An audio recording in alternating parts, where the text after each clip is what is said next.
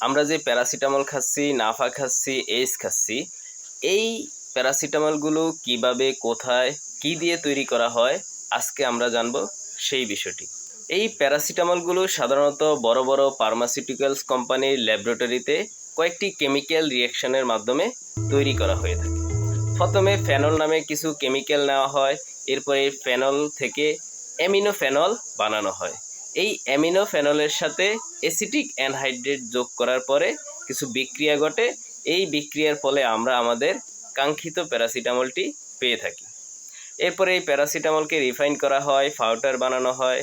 এরপর ট্যাবলেট এবং সিরাপ বিভিন্ন ফরম্যাটে বিভিন্ন কোম্পানি তাদের ট্রেড নেমে নাফা, এস বা রেনোভা এই নামগুলোতে বাজারজাত করে থাকে।